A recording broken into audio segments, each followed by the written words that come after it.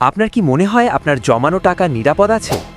আপনি হয়তো ভাবছেন আপনার ব্যাংক অ্যাকাউন্টে বা আলমারিতে রাখা টাকাগুলো একদম ঠিকঠাক বাড়ছে, কিন্তু আপনি কি জানেন আপনার অজান্তেই এই টাকা দিন দিন তার আসল দাম হারিয়ে ফেলছে? এটা শুনতে অবাক লাগলেও এটাই বর্তমান সময়ের কঠোর বাস্তব।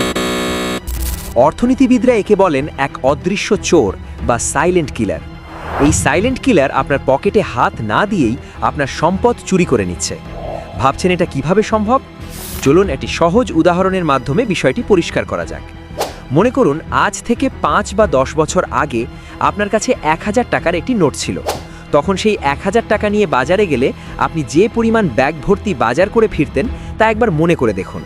মাছ, মাংস, চাল আর সবজিতে আপনার ব্যাগটি তখন বেশ ভারী থাকতো। কিন্তু আজ সেই একই 1000 টাকার নোট নিয়ে কি আপনি একই পরিমাণ বাজার করতে পারবেন? উত্তরটা আপনার নিজেরও জানা, অবশ্যই না।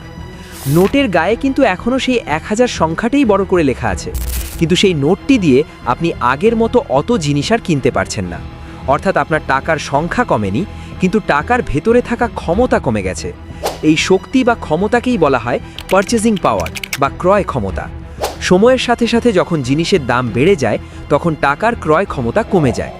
আপনি যদি 5 বছর আগে 1000 টাকা আলমারিতে তুলে রাখতেন, আজ সেটা বের করলে সেই 1000 টাকাই পাবেন, কিন্তু বাজারের হিসেবে ওই 1000 টাকার আসল মূল্য হয়তো এখন মাত্র 700 বা 800 টাকা।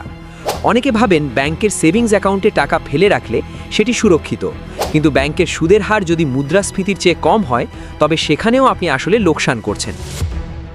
মুদ্রাস্ফীতি মানে হলো সময়ের সাথে সাথে সব কিছুর দামের ক্রমাগত ঊর্ধ্বগতি। ধরুন বাজারে সব কিছুর দাম বছরে গড়ে 8% হারে বাড়ছে, আর ব্যাংক আপনাকে সুদ দিচ্ছে মাত্র 5%। এর মানে হলো দিন শেষে আপনার টাকা আসলে 3% হারে তার মান হারাচ্ছে। টাকা আলমারিতে বা মাটির ব্যাংকে ফেলে রাখা মানে হচ্ছে একে তিলে তিলে শেষ করে ফেলা। স্থির হয়ে পড়ে থাকা অলস টাকা কখনো আপনার সম্পদ বাড়াতে পারে না, বরং সময় এই টাকাকে স্রেফ কাগজের টুকরোয় পরিণত করতে শুরু করে।